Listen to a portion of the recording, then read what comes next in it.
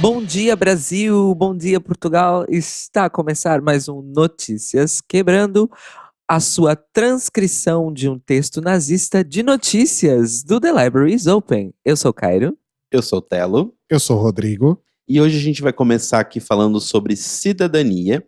E a notícia é a seguinte: o Centro de Referência LGBT de Campinas, aqui em São Paulo, divulgou essa semana que eles têm cerca de 250 pessoas trans na fila para uma cirurgia de afirmação de gênero, né? Que no caso das mulheres trans seria a questão de transformação genital, e no caso dos homens trans seria a questão da mastectomia. A Bárbara Menezes, que é psicóloga, que cuida desse centro de referência LGBT de Campinas, falou que essa questão da fila estar tão grande se deve ao fato de que pouquíssimos hospitais estão aptos a realizar esse procedimento, né? Nas falas dela, infelizmente, a gente ainda tem apenas 5 centros no país que fazem essa cirurgia. Ainda é muito pouco, então a dificuldade continua sendo o acesso a esses serviços que fazem a cirurgia de readequação, porque são lugares que estão muito cheios, filas de espera muito grandes. Segundo a Bárbara, inclusive, o centro, né, que ela trabalha, ele encaminha os pacientes para o ambulatório de travestis e transexuais de São Paulo, que programa cirurgias dentro do Hospital Geral de Pedreira, que fica na Vila Campo Grande, que é na capital de São Paulo, um dos 5 hospitais que fazem esse tipo de cirurgia, né? Na matéria ainda fala que o tempo de espera chega a 5 anos, no caso de homens trans, e de 12 a 15 anos no caso de mulheres trans. É uma fila bem, bem grandinha. Já o tratamento hormonal, ele não tem uma fila assim tão grande, mas ele também tem uma fila numa cidade como Campinas, que assim, pode não ser uma capital, como é o Rio, como é São Paulo, como é Brasília, mas é uma cidade gigantesca. Então, até em Campinas a gente tem fila também para a questão do tratamento hormonal. Apesar disso, né, dessa notícia não tão boa aí de Campinas, os profissionais da área, inclusive a própria Bárbara, estão muito felizes porque no dia 9 de janeiro, o Conselho Federal de Medicina anunciou, né, uma série de mudanças para como vai ocorrer agora dentro do Sistema Único de Saúde brasileiro essa questão da readequação sexual das pessoas. Então, a primeira notícia e a maior de todas é que o acesso para essas cirurgias foi alterado de 21 anos para 18 anos, a idade mínima. Segundo o psiquiatra Leonardo Luz, que é o relator dessa resolução, a redução ocorreu para minimizar o sofrimento dos pacientes e tendo como base o pensamento de que aos 18 anos a pessoa já tem a maioridade civil. Logo, não faz sentido que um adulto não possa fazer as escolhas sobre a sua própria vida. Se mantém dentro das regras a questão de ter o acompanhamento de pelo menos 1 ano antes de realizar a cirurgia. E além da notícia dessa redução de idade, a norma completa ela traz várias regras. Existem algumas que já estão definidas e que foram bastante comemoradas. Uma delas é a retirada completa da definição existente na resolução anterior que citava o paciente transexual como, abre aspas, portador de desvio psicológico permanente de identidade sexual. Então, essa expressão não será mais usada.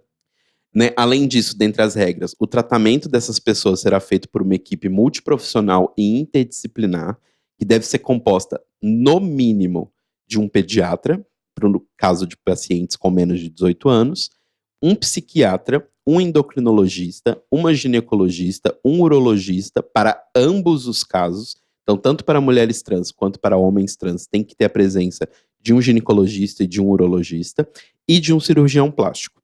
A norma também, ela veda qualquer tipo de intervenção que aconteça antes da puberdade, que nos meninos é por volta dos 9 até 14 anos e nas meninas dos 8 aos 13. O que o psiquiatra Alexandre Sadé, que é do Hospital das Clínicas da USP, que participou das discussões da criação da nova norma, disse é que com crianças não se faz nenhuma intervenção clínica, mas já começa o acompanhamento com psicoterapia. A Elaine Frade Costa, que é endocrinologista do Hospital das Clínicas da USP, também participou dessa campanha e deu também uma nota que é: o que se faz é acompanhar essa criança e propiciar um ambiente para que ela tenha certa liberdade para se manifestar. A partir do momento em que psicólogos determinam que essa criança manifesta essa incongruência de gênero, o endocrinologista entra com o bloqueio hormonal da puberdade.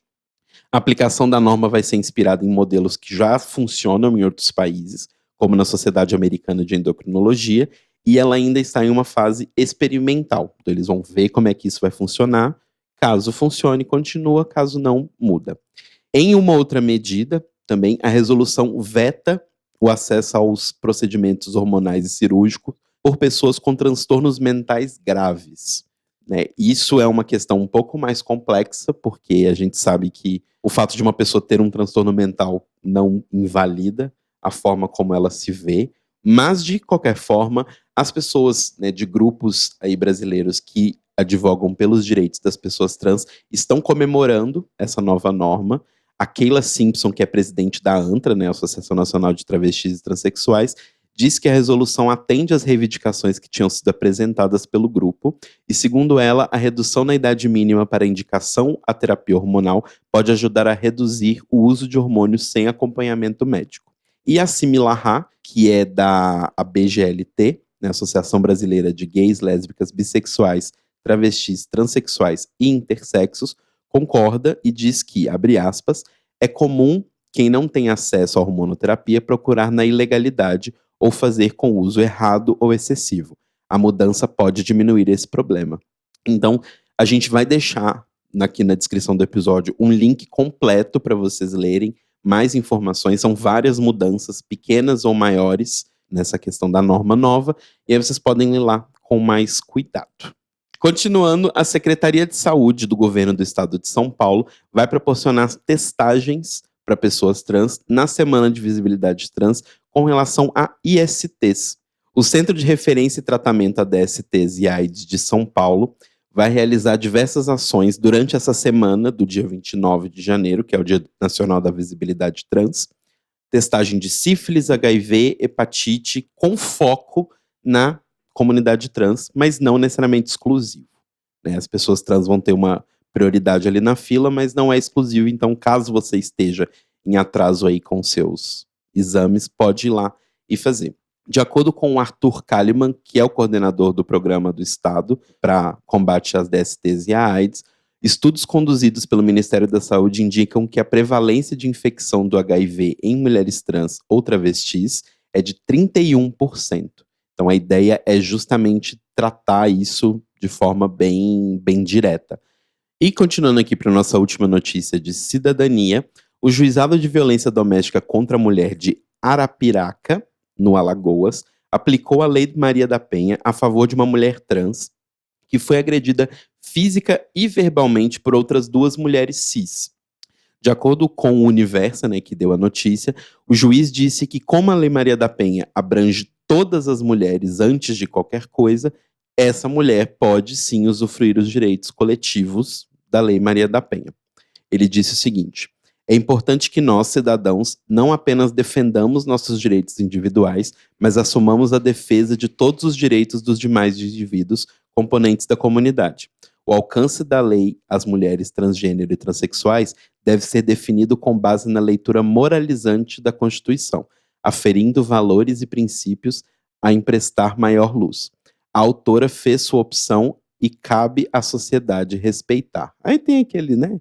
Aquele deslize ali que acontece, mas enfim, a audiência de reconciliação entre as pessoas, né, entre as três mulheres, será feita no dia 12 de março e até lá as duas mulheres foram julgadas a ficar a no mínimo 20 metros de distância da vítima durante 6 meses e não ter nenhum contato com ela, seja digital ou por telefone ou qualquer coisa. Medida restritiva. Isso é muito raro no Brasil. Exatamente. Isso eu acho que foi o mais impressionante, né?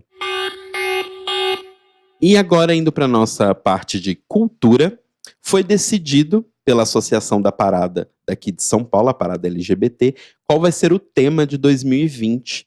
E o tema vai ser democracia. Fale mais sobre isso. 2 pontos, tá em falta. Democracia. Fale mais sobre isso.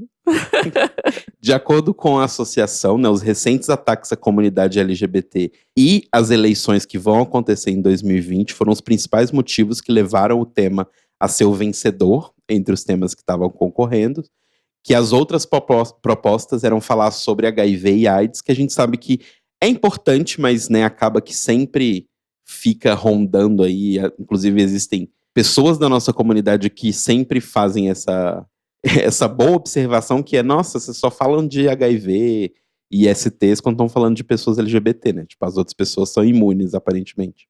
Mas enfim, o tema de HIV e AIDS ficou pro ano que vem, 2021, já que vão completar 40 anos do início da epidemia de AIDS. Não sei se é algo a ser comemorado, é algo a ser lembrado, então não sei se deveria ser um tema. Eu acho que é um tema do ponto de vista de lembrança, reflexão e acho que continuidade, né? Continuidade da luta. É. Eu acho. Eu gostaria de interpretar dessa maneira. Vai chegar agora, né, a 24ª edição da Parada aqui de São Paulo. Lembrando que é o maior evento turístico da cidade de São Paulo. Se eu não me engano, deve ser o maior evento turístico do Brasil. Eu acho que ainda é a maior parada do mundo, ou não? Ainda é a maior parada do orgulho LGBT do mundo. Não é o maior evento turístico do Brasil. Perde para o Carnaval do Rio de Janeiro. Justo. Fica aí para quem estiver em São Paulo na época. Lembrando que acontece no feriado de Corpus Christi, né? Que esse ano eu não sei quando é. Vocês sabem? Acho que é final de junho. Alguma coisa, meados de junho, final de junho. É porque o Corpus Christi tem a ver com a Páscoa, né? Então depende da década da E consequentemente com o Carnaval também. Exato. Mas deve ser cedo, porque o Carnaval esse ano é cedo. Enfim, não acompanham feriados religiosos. Mas se você estiver no Brasil, estiver passando por aqui, vem para São Paulo, menina. É super divertida a parada. E dentro aqui também da nossa coluna de cultura, o CONAR se pronunciou sobre a restrição de idade do vídeo de Parabéns, de Pablo Vittar com o Psirico. E o lance foi o seguinte, o vídeo da Pablo colocaram ali uma restrição de idade no YouTube, e isso na plataforma do YouTube gera algumas consequências, uma delas é monetização, outras delas são que o YouTube, ele não vai ser mostrado em diversos tipos de configuração que você pode fazer no YouTube, né, seja YouTube Kids, ou seja, qualquer tipo de configuração, ele simplesmente não vai aparecer, como se ele não existisse, o que obviamente diminui, né, as visualizações do clipe. O que o CONAR disse foi o seguinte, abre aspas, por conta da publicidade de bebida alcoólica de alto teor, é justo que o clipe seja acessível apenas a maiores de idades e que a frase de advertência se torne mais legível. Porque o que acontece? No clipe, a Pablo tá lá e ela tem 2 product placements, né? Um é uma caixinha de som, uma coisa meio JBL, mas não é JBL. E depois ela pega uma garrafa de Sky e vira num copo e meio que oferece pra pessoa que tá assistindo uma bebida. E no final, quando termina o clipe, mostra se beber, não dirija. Basicamente, o que o CONAR quer é que essa advertência à bebida fique mais clara, o que eles não dizem exatamente o que é mais clara, se é colocar na hora que aparece, se é colocar maior, ou do tipo, né, não beba, sei lá, enfim. Mas por conta disso, a Campari, que é a dona da marca Sky Vodka aqui no Brasil, deu uma nota dizendo o seguinte: o CONAR abriu em 31 de outubro de 2019 um processo ético contra o anúncio da Sky Vodka inserido no videoclipe de Pablo Vittar e veiculado em canal do YouTube. O caso foi julgado dia 5 de dezembro pelo Conselho de Ética e por unanimidade deliberou-se pela alteração para que o videoclipe, por conta de publicidade de bebida alcoólica de alto teor, seja acessível apenas a maiores de idade e que frase de advertência se torne muito mais legível. 22 conselheiros participaram da reunião, na qual a Campari Brasil apresentou a sua defesa, porém Pablo Vittar optou não se defender, ainda que regularmente comunicado pelo CONAR. A Campari ingressou com recurso contra a decisão.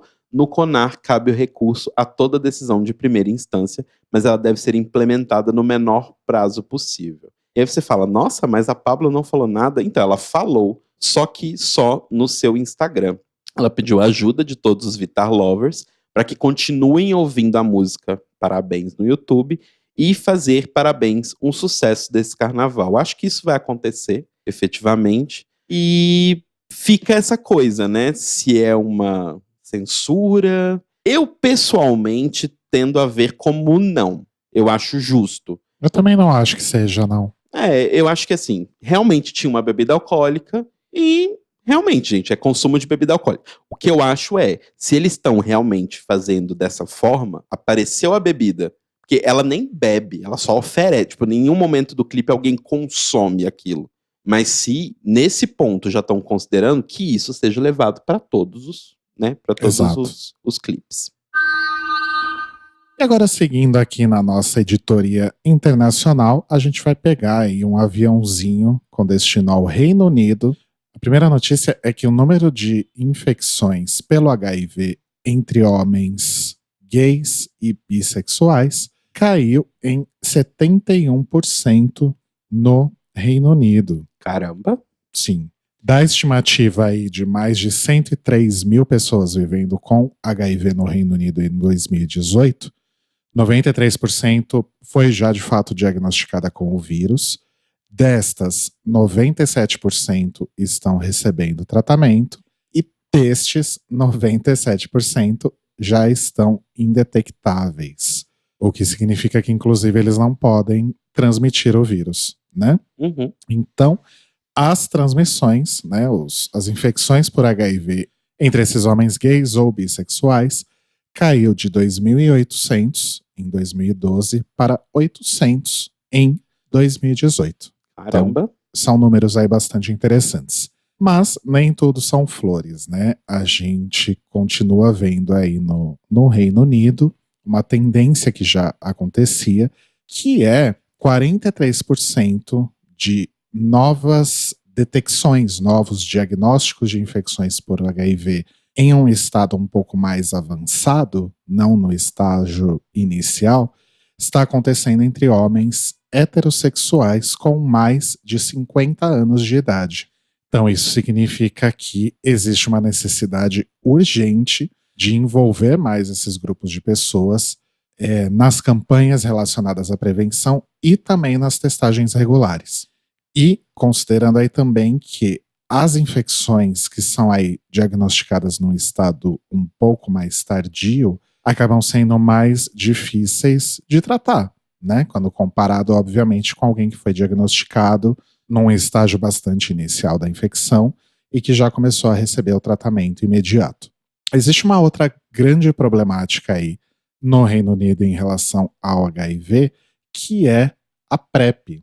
Tá rolando aí uma série de campanhas de grupos de pesquisa e de grupos que advogam em prol da PrEP, né, sobre a necessidade de tornar esse método aí disponível de uma forma um pouco mais ampla no Reino Unido. A PrEP atualmente é disponível gratuitamente para pacientes considerados de alto risco na Escócia e no país de Gales, mas na Inglaterra especificamente, as pessoas têm que entrar em uma espécie de projeto de pesquisa, eles chamam lá de Impact Trial, que começou em 2017 e que está recrutando aí 26 mil participantes pela Inglaterra para participar do projeto, que estejam aí em algum tipo de situação de alto risco de infecção pelo HIV. O Phil Samba, que faz parte do Prepster, que é um desses grupos aí que advogam por educação sobre a PrEP e sobre levantamentos de fundo para pesquisa, ele comenta que a PrEP não está ainda disponível gratuitamente no Sistema Nacional de Saúde na Inglaterra e que infecções por HIV que poderiam estar sendo prevenidas de uma forma eficaz estão acontecendo por causa de decisões políticas que acabam arrastando o processo em demasia. E a espera, né, para esse Impact Trial na Inglaterra, só para vocês entenderem aí a dimensão do problema, pelo menos 15 pessoas foram testadas como HIV positivo até outubro de 2019, enquanto estavam esperando por um lugar neste Impact Trial. Ou seja, o processo é moroso, o processo é aparentemente ineficaz, e pessoas que já poderiam estar aí fazendo a sua profilaxia pré-exposição acabam sendo infectadas aí nesse processo de espera. Então, notícias boas aí pro Reino Unido sobre a queda aí bastante drástica aí no número de infecções, mas ainda tem muita coisa a ser feita ali em relação a HIV e AIDS. Outra notinha sobre o Reino Unido, agora indo para Irlanda do Norte. Creio que em outubro do ano passado, né, Maurício? Porque foi quando aconteceu isso, então a gente deve ter falado em outubro, no mais tardar comecinho de novembro. A gente comentou aqui no Notícias Quebrando que a Blue Hydrangea, que era a drag queen daquele programa lá, ela ia poder casar porque agora o casamento igualitário finalmente tinha sido aí legalizado também na Irlanda do Norte, assim como também o aborto, mas por uma questão extremamente bizarra, né? A Irlanda do Norte passou aí por uns intempéries políticos em 2017 e até então eles não haviam formado um novo parlamento ou um novo legislativo. E aí, meio que por uma imposição do parlamento britânico, a Irlanda do Norte meio que passou a seguir o que é definido pelo legislativo britânico do Reino Unido, na verdade, de uma forma geral. Então, leis que já existiam, leis que já haviam passado em outros lugares do reino ou no reino de uma forma geral, como o casamento igualitário e o aborto, também passariam a valer para a Irlanda do Norte a partir de 21 de outubro, caso eles não formassem o seu novo legislativo até lá. Pelas informações que a gente teve até o momento, ainda não formaram. Então, desde o final de outubro, o casamento igualitário vale também na Irlanda do Norte. E a gente trouxe essa notícia aqui de volta porque agora, a partir do dia 13 de janeiro de 2020, passaram-se a ser aí realizados os primeiros casamentos entre pessoas do mesmo sexo na Irlanda do Norte. Então, vamos ver se a Blue Hydrangea casou mesmo, né? Sim. Estamos à espera do post, né, pra saber. Então, entrando no avião de Belfast e vindo pra onde? Pra Lisboa.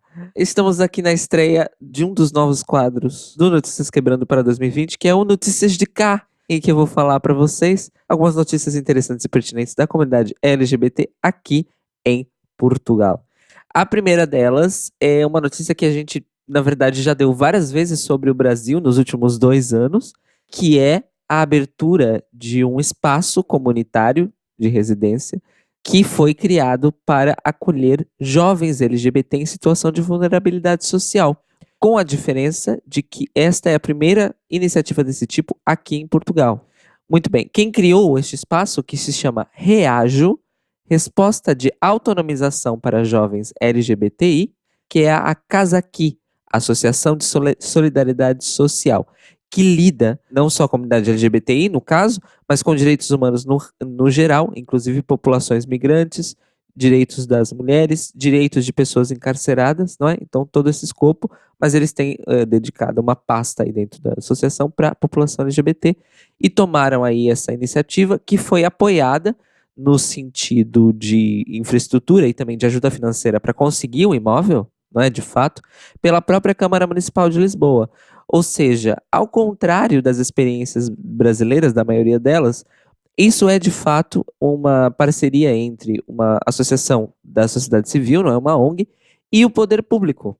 Olha só, vocês conseguem pensar, por exemplo, onde a Casa NEM ou a Casa 1 estariam hoje se elas tivessem a parceria do poder público? Já pensaram? Pois é. Nossa. Olha só o que dá pra fazer quando o governo não acha que ONGs são inimigas, não é verdade? Pois é. Pois é. Muito bem. Então, através do gabinete, não é, da Casa Aqui, dedicado à população LGBT, principalmente à população jovem LGBT, eles fizeram toda uma pesquisa de campo em relação às pessoas LGBT em situação de desabrigo e também de violência, e desenvolveram esse lugar. É um apartamento, ele vai estar aberto para que pessoas entre 16 e 23 anos sejam recebidas, terá 2 quartos individuais para permanência de até 6 meses e outros 2 quartos individuais para permanência em até 2 anos. O objetivo principal desse projeto é, como diz o próprio nome, a autonomização dos jovens, ou seja, assim como a Casa 1 tem um comprometimento com formação, não é? Como a gente já falou aqui várias vezes, como a gente sabe, esse também é o objetivo desse projeto, mas focado aí não tanto em questões de habilidades profissionais, não é? Como a Casa 1 é, mas sim literalmente deixar esses jovens que estão em situação muito vulnerável, prontos para enfrentar a vida e construir a sua própria vida, certo? De maneira independente. É a partir de uma lógica de que a pessoa precisa ter o mínimo, ou seja, um teto na sua cabeça e uma comida dentro da sua barriga, para que ela tenha espaço, não só na sua cabeça, mas na sua vida, para poder construir a sua própria vida. Eu achei esse conceito super interessante, mas que demonstra uma realidade muito diferente do que a gente vive no Brasil em relação a essas pessoas, né? Então, a Reajo, essa primeira unidade da Reajo, começou a funcionar, na verdade, no último dia 10 de dezembro de 2019, ou seja, no final do ano passado. Recentemente, logo na primeira semana de janeiro, eles realizaram uma pequena campanha para doações, para esses jovens, doações tanto de materiais de estudo, porque uma das questões também da Reajo, e aí entra, de fato, a outra parte da parceria da Câmara Municipal de Lisboa, é manter esses jovens na escola enquanto eles têm assistência do Reajo. Então, eles precisam de material escolar, eles precisam de produtos de higiene e precisam de produtos para casa, não é? Porque, assim como acontece na Casa 1, os jovens são responsáveis, faz parte do processo de autonomização, inclusive, pela manutenção diária, né, da casa. Então, é muito interessante esse projeto e aqui em Portugal ele ainda era inédito. E a expectativa da casa aqui é que não só eles possam expandir a rede desses apartamentos, não é?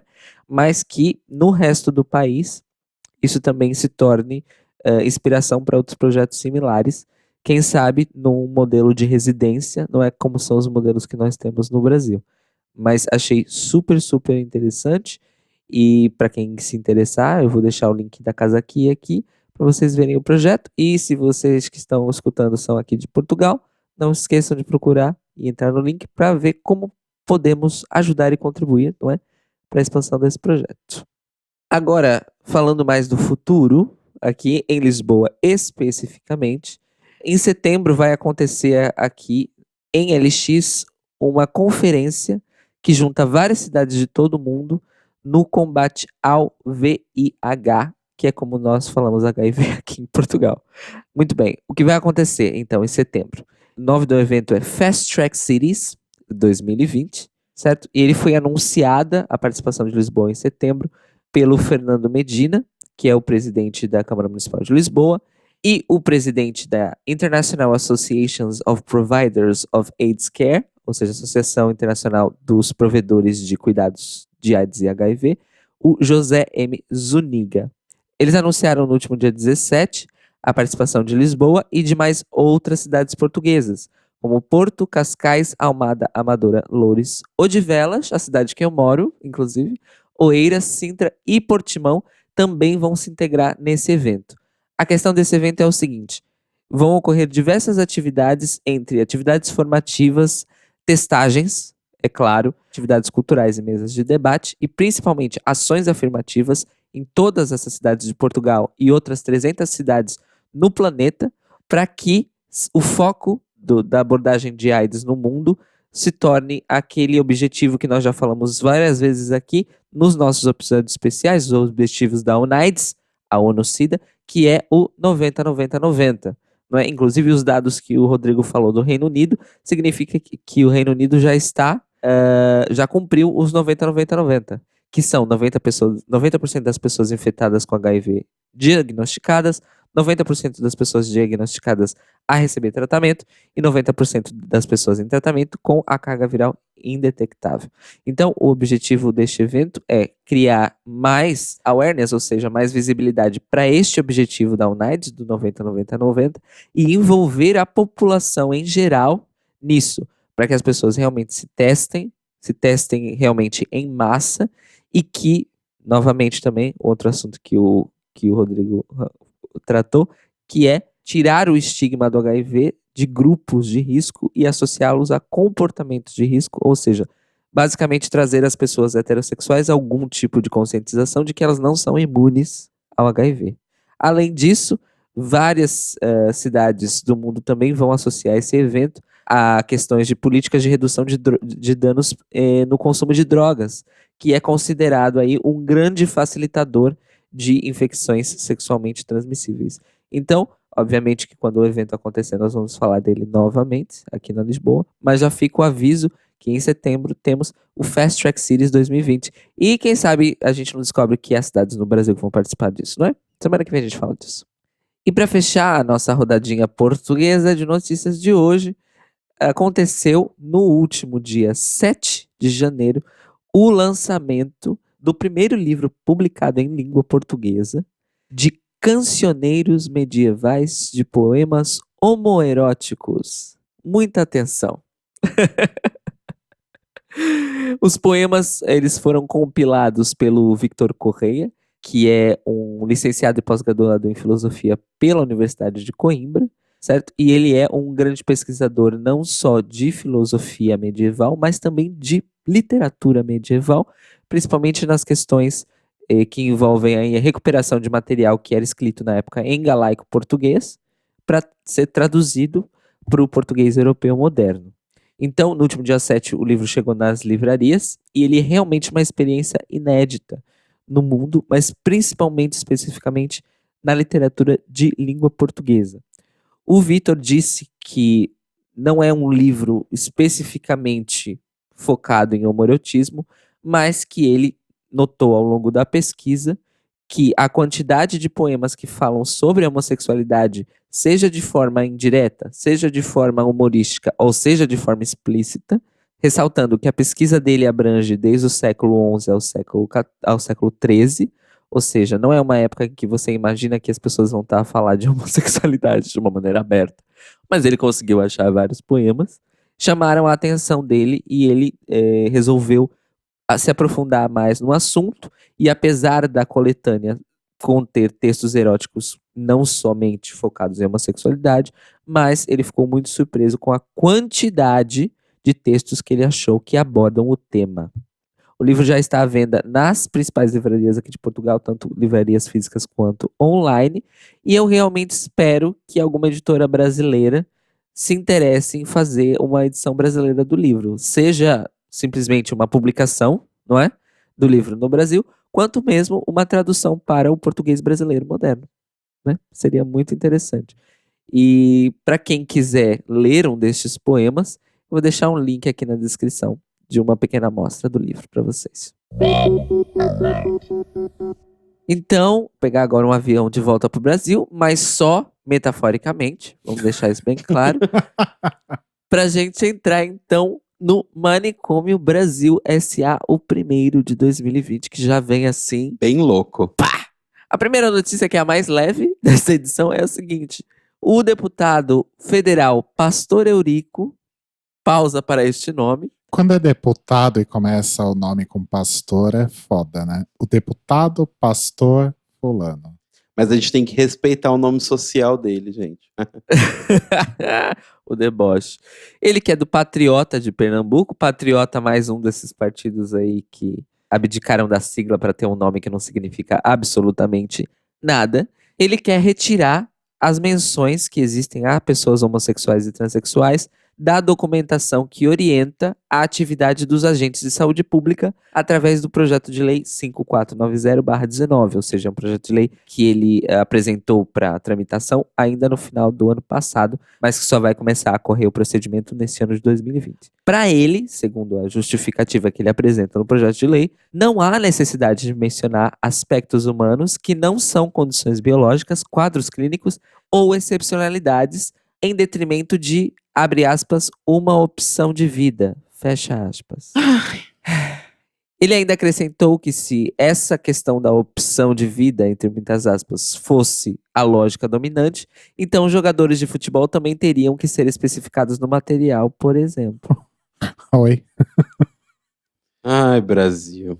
O projeto ainda vai ter que passar pela Comissão de Direitos Humanos e Minorias, de Seguridade Social e Família, Constituição e Justiça e de Cidadania, antes de ser levada ao plenário para votação aberta. Ou seja, não é aí um procedimento tão fácil e pode ser que, não sei se a gente pode apostar no senso de ridículo dos deputados dessas comissões, alguma comissão tem que barrar isso, porque isso não faz o menor sentido. Estaremos a acompanhar o PL 5490/19. Que vergonha, gente. Não é uma vergonha que o dinheiro de impostos tá sendo usado para financiar esse tipo de coisa? Pois é. Mas calma, o dinheiro de impostos financiou uma outra coisa aqui, que a gente vai falar agora. Vocês estão preparados para a principal notícia do Camaricome Brasil nesse começo de 2020? Nossa. Ai, meu Deus.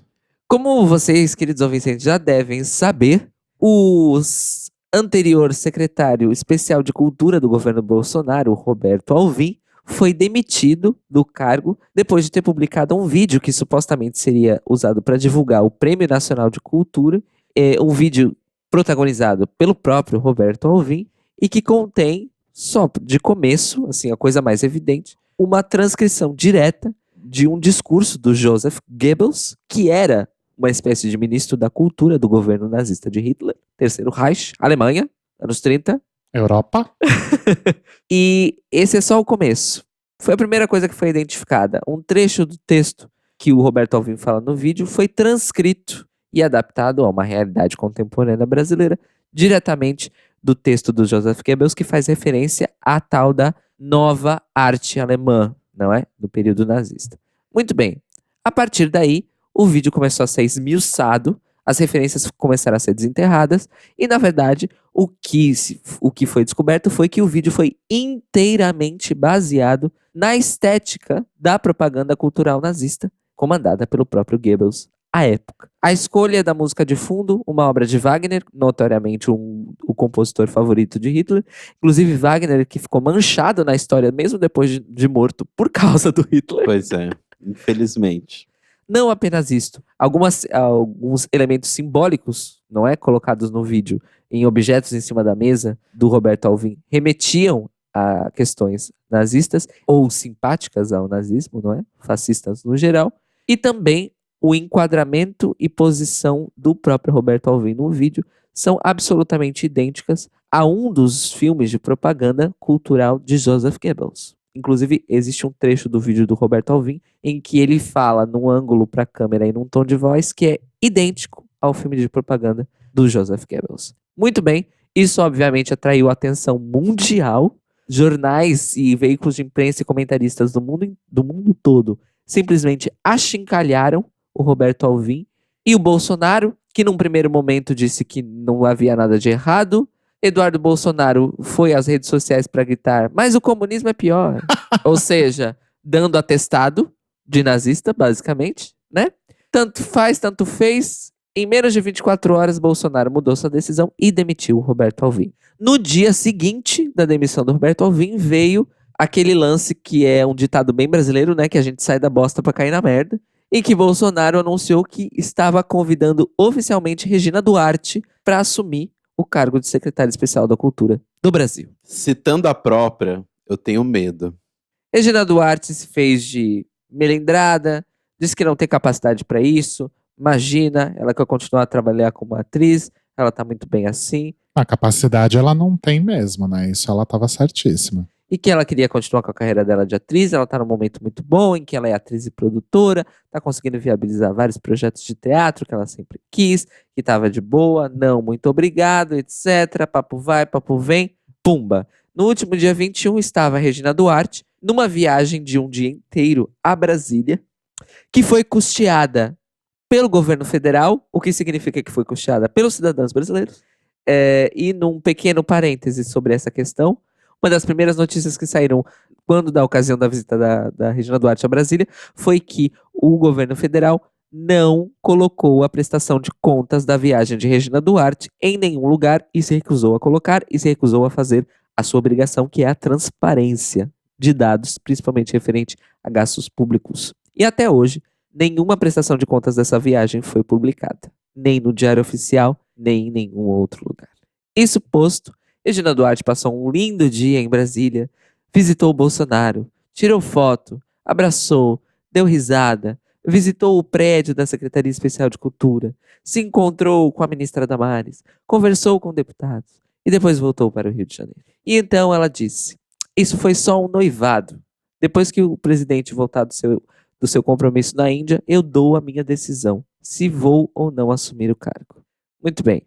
Não satisfeito, Bolsonaro disse, tá certo, mas eu já vou te dar o direito de escolher quem é a pessoa que vai ser a interina na cadeira, porque a cadeira não pode ficar vazia.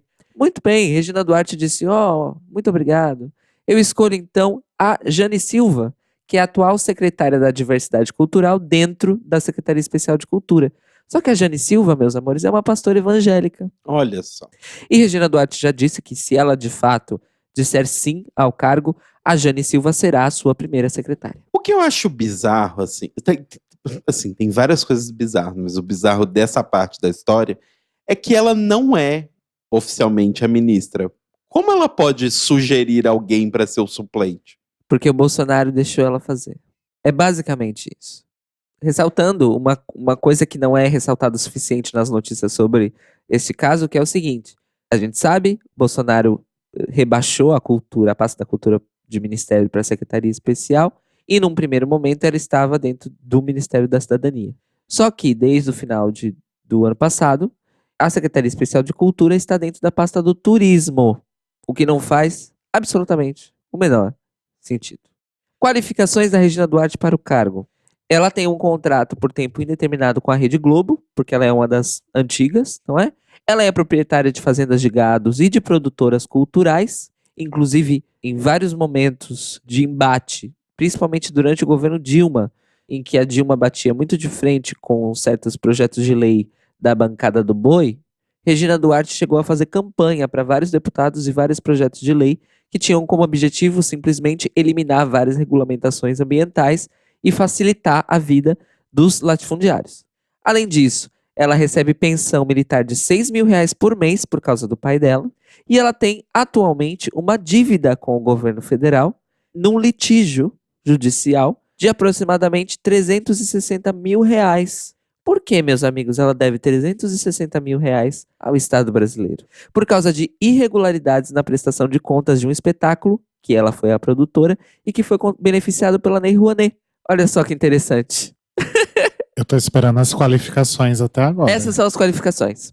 No caso dela aceitar esse cargo de fato, a única coisa dessas que eu citei que ela vai perder é o contrato dela na Rede Globo. Por quê? Uma das poucas cláusulas contratuais da Rede Globo que não faz distinção de esfera de cargo, ou seja, é uma cláusula contratual que está desde o executivo do alto escalão até os contratados terceirizados da empresa, é que nenhum funcionário da Rede Globo pode exercer função pública em simultâneo com um contrato na Rede Globo.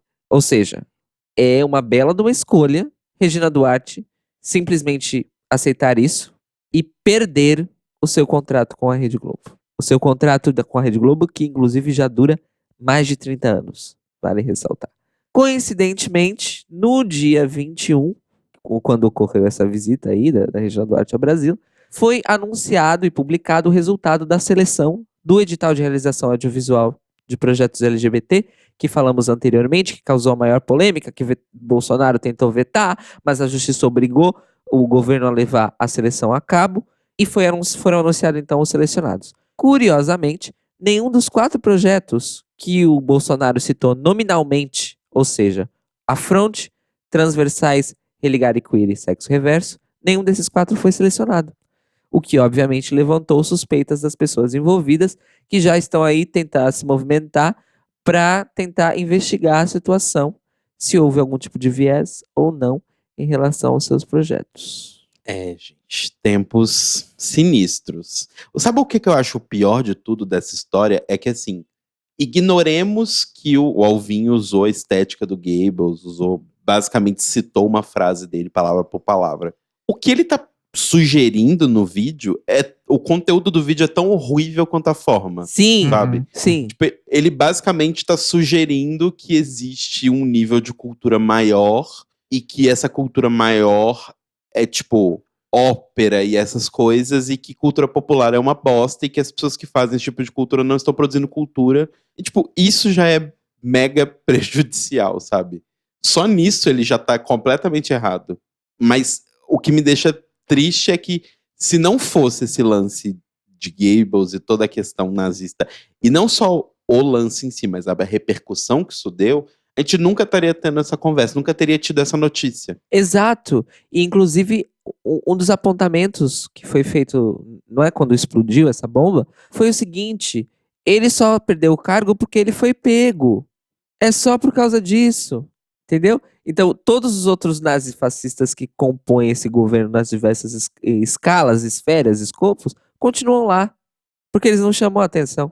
A Regina Duarte, então, está à espera do retorno de Jair Bolsonaro ao Brasil para anunciar sua decisão. E estamos aí, então, de frente à cruz e à espada, porque ou teremos uma pastora evangélica como secretária especial da Cultura do Brasil, ou uma atriz de direita que recebe pensão militar e tem uma dívida com a Lei Rouanet. E assim acaba o primeiro Manicômio Brasil de 2020. E agora aqui na minha tradicional obrigação de levantar esse clima depois do Manicômio Brasil, venho eu aqui com o Boletim Greg Reyes, que é o seu drops de notícias sobre RuPaul's Drag Race e correlatos. Pois é, gente, 2020 começou bem para a drag queen americana RuPaul Charles. RuPaul acaba de lançar aí na Netflix a sua primeira série dramática, AJ and the Queen, que tem despertado aí reações diversas, né? Muita gente odiando, muita gente achando interessante, mas ainda bem que ninguém tá achando a nona maravilha do mundo, né?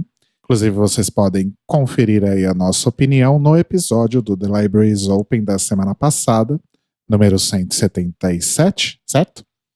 Além disso, RuPaul começa agora aí. A RuPaul não, né? Mas as suas alumni começam aí a sua residência em Vegas, agora no final de janeiro. E também RuPaul lançou aí o Meet the Queens. RuPaul não, né? Enfim, foi lançado RuPaul aí. não faz nada. Ela só dá o nome para as coisas, mas fazer Foi mesmo. lançado aí o Meet the Queens da 12ª temporada de RuPaul's Drag Race. Um pouco para nossa surpresa, talvez, porque talvez estivéssemos esperando o All Stars acontecer primeiro. Estreia no próximo dia 28 de fevereiro na VH1. E como de costume, nós vamos falar aí sobre o Meet the Queens, mas desta vez em um episódio do The Libraries Open, que vai ao ar na próxima segunda-feira, semana que vem, dia 3 de fevereiro. Já deixo esse spoiler aqui. Além disso, foi anunciado aí que pela primeira vez aí na sua vida, RuPaul será a host do Saturday Night Live, que é aí um dos programas mais longevos da TV americana. O programa existe aí há mais de 40 anos, não ininterruptamente no ar. Eu acho que houve alguns momentos aí em que o programa não foi veiculado, se eu não me engano, no final dos anos 80, inclusive vários Saturday Night Live não foram live, foram só Saturday Night, porque não foram transmitidos ao vivo, caso não tenha ficado claro. Mas o Saturday Night Live sempre foi meio que considerado uma das formas de dizer que você é alguém na TV americana, né? Se você é um ator, atriz, produtor, comediante, apresentador e foi host do Saturday Night Live em algum momento na vida, você é alguém. E se você é um artista musical e se apresentou no Saturday Night Live, você também é alguém mais na esfera aí da música. E tem uma história aqui bastante interessante sobre a presença de RuPaul no Saturday Night Live, que inclusive vai ser no dia 8 de fevereiro. Primeiro que a RuPaul tá lá, obviamente, para promover AJ and the Queen. O episódio vai contar também com participação do Justin Bieber na parte musical. Oi? Que bosta. Pois é. E quando saiu a notícia, né, tanto RuPaul quanto Michelle Visage comemoraram muito no Twitter. Por quê? Porque eles haviam comentado anteriormente num episódio do What's the Tea, que é o podcast da RuPaul, com participação da Michelle Visage como co-host também. Elas comentaram que elas estavam muito esperando um convite para RuPaul para apresentar o Saturday Night Live, porque no Emmy, isso de 2018, nem foi o Emmy do ano passado, a RuPaul conheceu pessoalmente o Lorne Michaels, que é o produtor do Saturday Night Live, se eu não me engano, desde que o programa existe, ou talvez ele tenha entrado depois, mas o fato é que o Lorne é o produtor do Saturday Night Live há, sei lá, pelo menos 20 anos, isso se não, desde sempre. Eu nem sabia que ele estava vivo, para falar a verdade, mas ok. E aí a RuPaul encontrou o Lorne, E ele teria dito para a RuPaul que é um fã do trabalho dela. Parabéns. Vamos conversar mais pra frente. E aí agora veio o convite. É bem um vão marcar, só que um vão marcar lá. Exato. Mas o fato é que RuPaul continua aí a sua escalada televisiva, agora sendo host aí de um dos programas mais populares da TV americana, que inclusive é transmitido aí pela NBC. Mas nem tudo são flores na carreira televisiva da RuPaul Charles.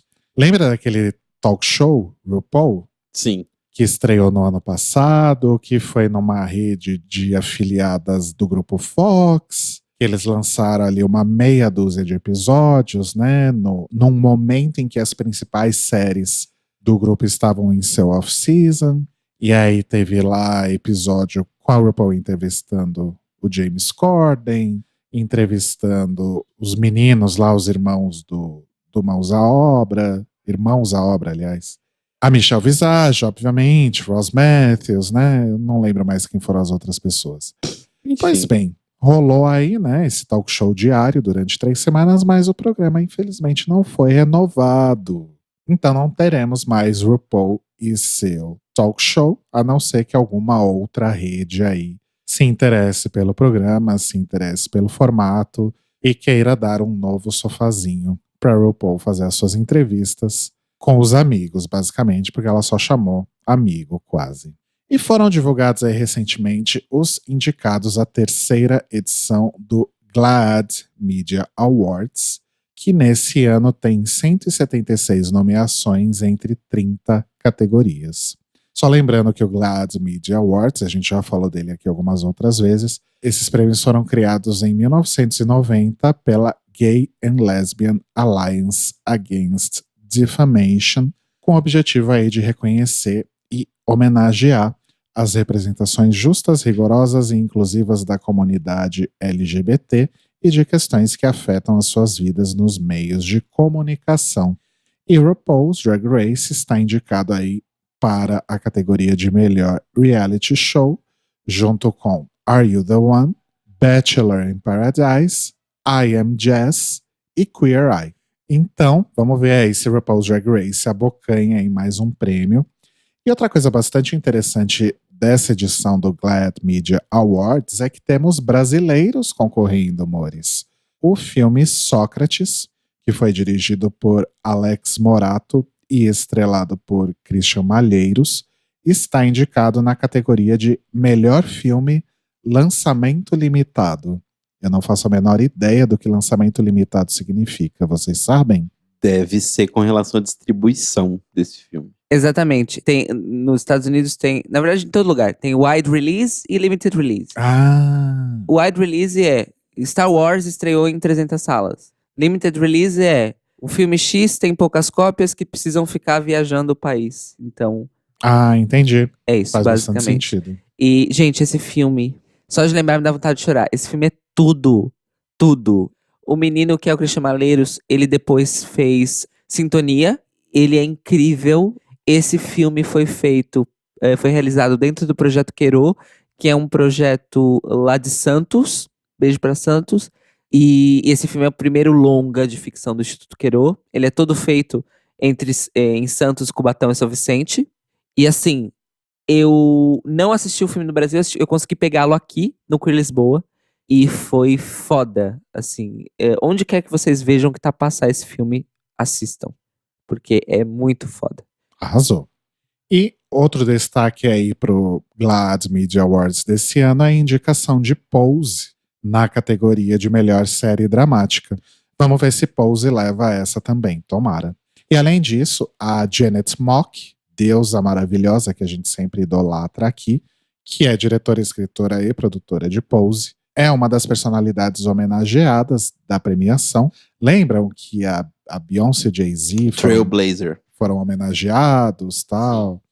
Dessa vez, os homenageados são Janet Mock e, pausa dramática, mais um pouquinho, Taylor Swift. Oi? É. What the fuck? Oi?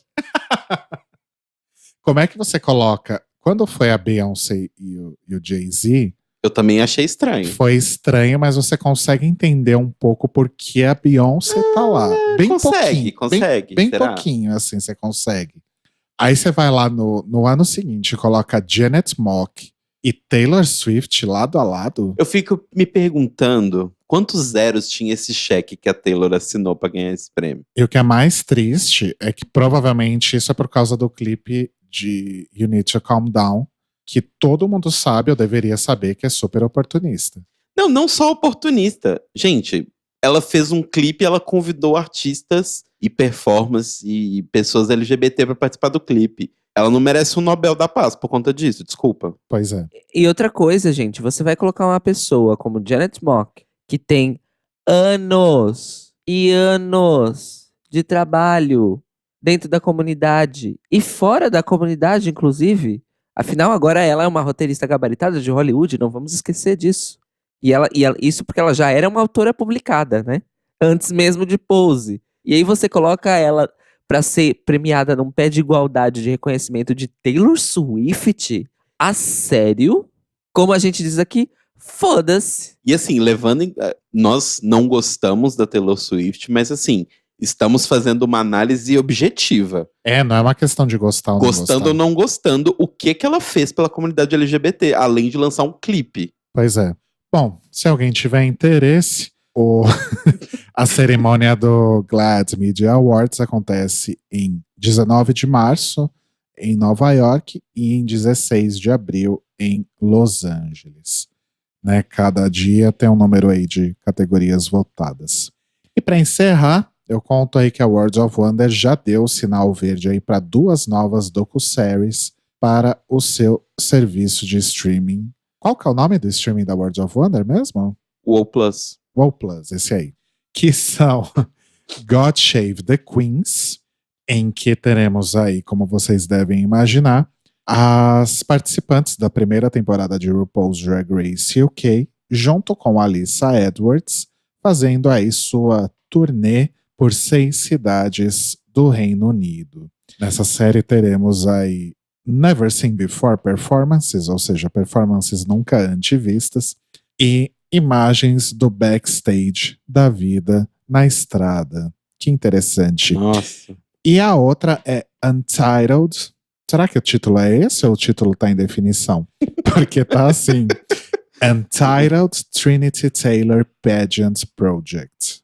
Eu acho que talvez não tenha nome. Quem foi a pessoa de comunicação que anunciou, fez um anúncio do negócio? Semanas da estreia, né? Que tipo... Enfim. Como o nome indica, né? É um docudrama que mostra aí a nossa querida para alguns, não querida para outros, e tanto faz para muitos, Trinity Taylor, né? Que além de ser aí a última All-Star Winner ao lado de Monét X Change, é também a mais recente vencedora aí do Florida Entertainer of the Year Preliminary Pageant, que é uma competição nacional que já teve aí entre suas participantes e vencedoras Alyssa Edwards, Nina West e Shangela. E a importância do Florida Entertainer of the Year é que desde 91, ela é basicamente uma das principais plataformas de fama nacional das drag queens americanas. Isso, claro, antes de RuPaul's Drag Race aparecer e antes da social media ganhar aí o peso e a importância que tem na revelação de grandes talentos. Então, se alguém se interessar em saber a trajetória da Trinity, ganhando aí o Florida Entertainer of the Year, e quem tiver interesse também em ver as drag queens britânicas em turnê com Alyssa Edwards, assina o Wow Presents Plus, porque é só lá que você vai conseguir ver. Ou downloads ilegais, né? Enfim. Exato. E esse foi o primeiro Greg Reyes de 2020. Este Notícias Quebrando teve informações da Folha de São Paulo, do G1, do Observatório G, da Carta Capital, da BBC, do Escrever, do Desanove, do Amazonas Atual, da Isto É, do BNC Amazonas, do Correio Brasiliense, do Exitoína, do Digital Spy, do Spin-Off e da Variety. E agora vamos aí para as nossas primeiras indicações de 2020. Eu já vou começar sendo bem aproveitador e eu vou indicar o meu outro podcast, que é o Data Music, que é um podcast sobre música, que eu apresento junto com o meu querido amigo Roba, que todos vocês conhecem, a gente está sempre falando dele aqui. E é um podcast para falar sobre música, descobrir música, discutir música. Até 2018, quando tinha sido veiculado o nosso último episódio, era um podcast em que a gente basicamente ouvia músicas, né? A gente tocava blocos e blocos de músicas e fazia alguns poucos comentários sobre o tema que relacionava aquelas músicas, e a gente mudou o formato. Agora a gente toca uma ou duas músicas por episódio, só para contextualizar, e discute de fato algum tema. O tema do nosso episódio de retorno foi o que aconteceu na música em 2019, já que a gente ficou um ano sem fazer programa. Risos. E a gente vai tentar também trazer convidados para agregar aí a essas discussões. Também criamos alguns blocos novos, e enfim. Então, procurem pelo Data Music no Spotify, no seu agregador de podcasts preferido ou em anchor.fm/Data Music. Lá, inclusive, tem o endereço do RSS se você precisar copiar e colar no seu agregador. Lembrando que coisas, né, gente? Quando a gente migra podcast, sempre dá problema, migração de feed duplicado. Então, quando você for procurar, assina o feed que vai aparecer ali o logozinho do Data Music novo, né? Que é todo coloridinho e tal, com as cores da bandeira do arco-íris, inclusive. Feito por Telo Caetano, aliás. Muito obrigado. E não o antigo, que é só o verdinho escuro, tá? Se você assinar o feed que tem a imagem ali verdinha escura, você não vai receber os episódios novos, tá bom? E só para dizer que eu não fiquei só me vangloriando do meu outro podcast, eu vou indicar também um perfil no Instagram, que é de um ilustrador mexicano chamado Jerry Castro Morales, que ele simplesmente junta duas coisas que eu amo, que são Pokémon e drag queens. Então segue ele lá no Instagram, @JerryCastroM. Jerry é com G de gato e não J de Jamanta. Arrasou. Cairo Braga. Então, eu estou aqui publicamente assumindo um compromisso que ao menos nas próximas 4 semanas, vamos começar de leve, eu me proponho apenas a indicar coisas de Portugal nas nossas indicações de Notícias Quebrando. Olha, arrasou. Então, a primeira delas é justamente a websérie LGBT Casa do Cais, que é coproduzida pela RTP, ou seja, a emissora pública de televisão, certo, de Portugal, e veiculada nos canais digitais da emissora. Eu ainda estou a terminar a primeira temporada, que foi ao ar em 2018, só que a segunda temporada já estreou logo ao começo desse ano, e os episódios já estão a ser publicados no RTP Play, que é o iPlayer, vamos dizer assim, da RTP aqui em Portugal. Mas, como é para vocês começarem e eu também não terminei ainda, eu vou deixar o link na descrição para a primeira temporada da Casa do Cais. Os episódios são super curtos, no máximo 20 minutos, e conta a história de basicamente 5 amigos LGBTs que não têm dinheiro para morar sozinho, seja em Lisboa, seja em São Paulo. Quem é que tem? Pois é. Vocês acham que eu casei com o Rodrigo por quê? Tá louca, né? Praticidades fiscais, né, amores? Vamos falar a real. Exato. E eles vão morar juntos, né, num pequeno apartamento lá no Cais do Sodré, e vivem altas aventuras e situações bizarras envolvendo emprego, romance, família, festas, música. E só que assim, tipo, o humor da série, como são episódios curtos, e é uma série que foi desenvolvida e é escrita pelas pessoas que são os 5 protagonistas, ou seja, realmente um projeto super independente, que foi acolhido aí pela RTP. E o humor é absolutamente incrível, porque em 20 minutos eles enfiam o maior número de piadas possível. Então tem piadas que se você piscar você perde. E é incrível, os personagens e os atores são ótimos, e é uma série assim, muito jovem, muito millennial.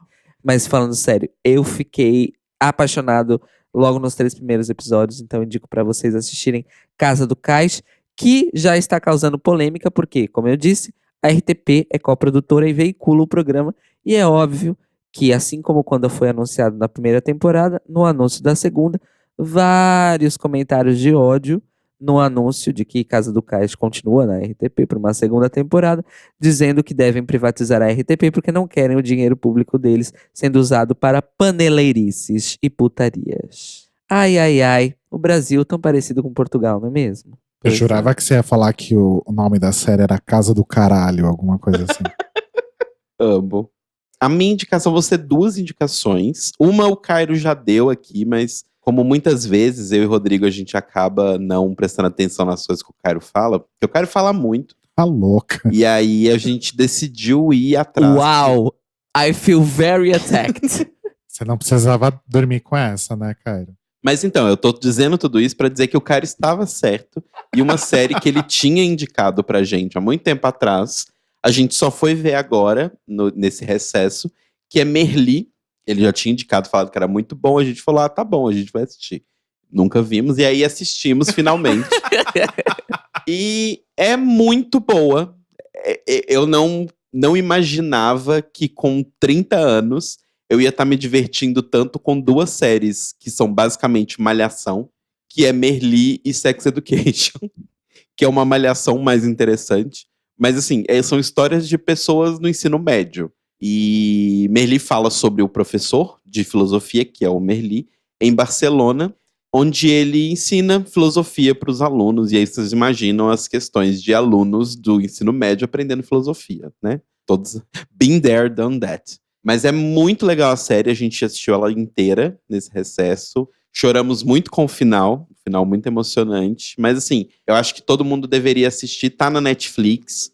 Vocês podem assistir no áudio original, em catalão. No caso, eu e o Rodrigo vimos em espanhol. Não briguem com a gente, galera da Catalunha. O que, segundo o Cairo, foi um grande crime. A gente super apoia vocês na independência, mas assim, no caso eu tô fazendo aula de espanhol, não de catalão, então eu assisti em espanhol.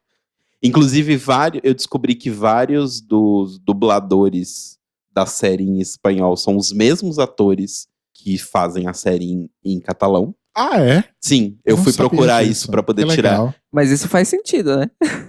Não, faz super sentido, mas sei lá, alguns deles podiam se recusar a fazer isso. Ufa, me sinto menos culpado de ter visto dublado em espanhol. Tipo, várias pessoas, vários dos não são todos, países menores principalmente não, mas vários dos atores principais, principalmente os alunos, né, não são crianças, mas os jovens, eles mesmos fazem suas vozes em espanhol e em catalão.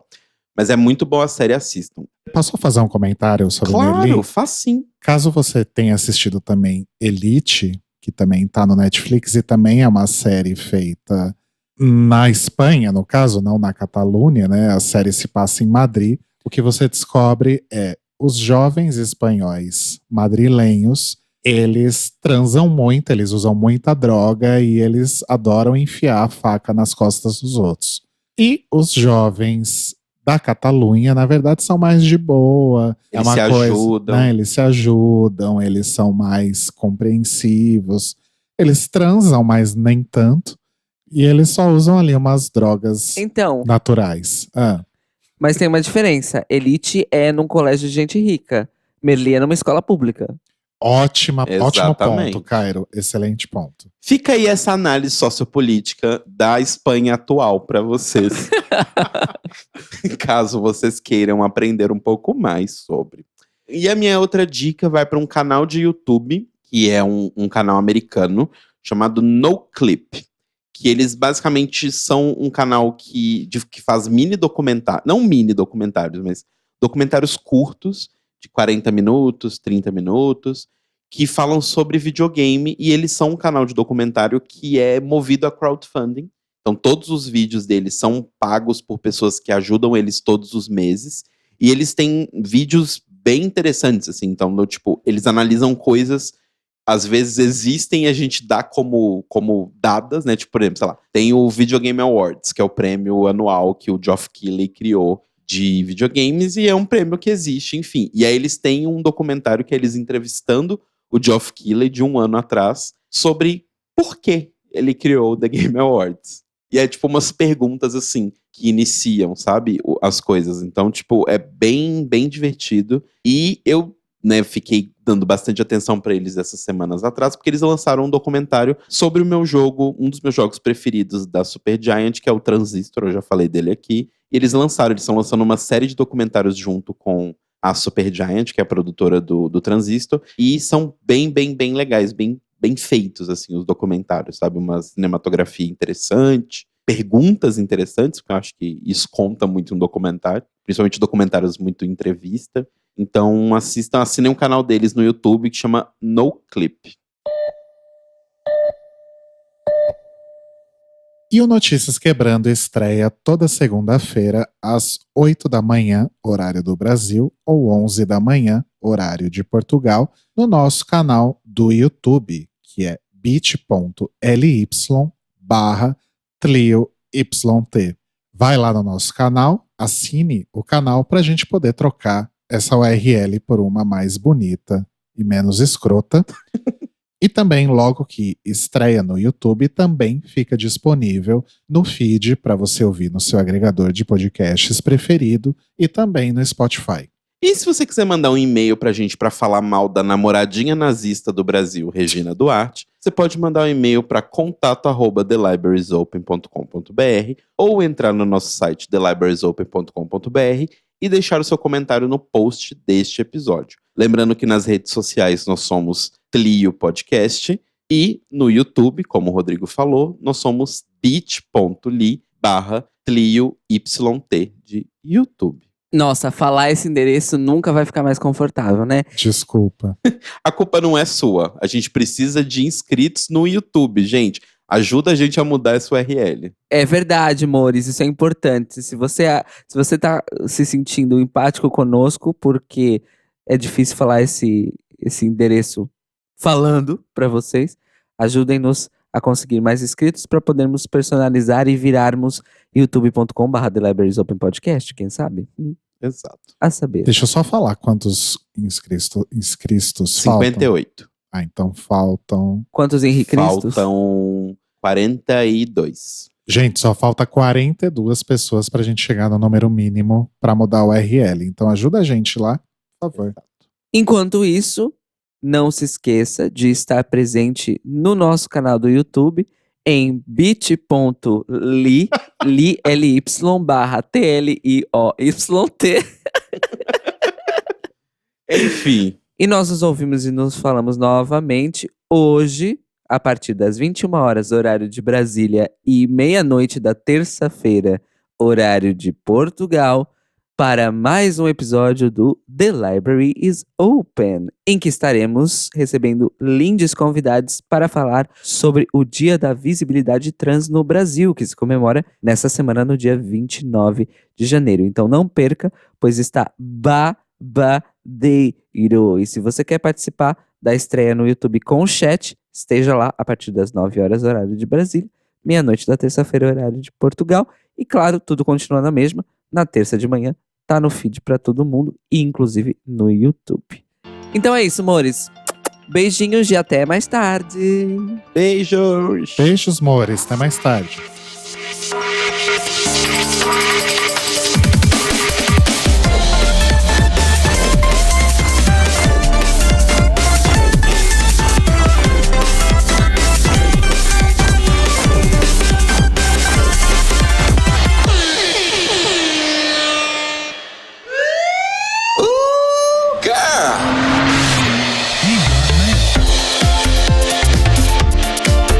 Esses são os nossos queridos apoiadores que nos ajudam a fazer do Tlio um podcast cada vez melhor por meio da nossa campanha no Apoia-se.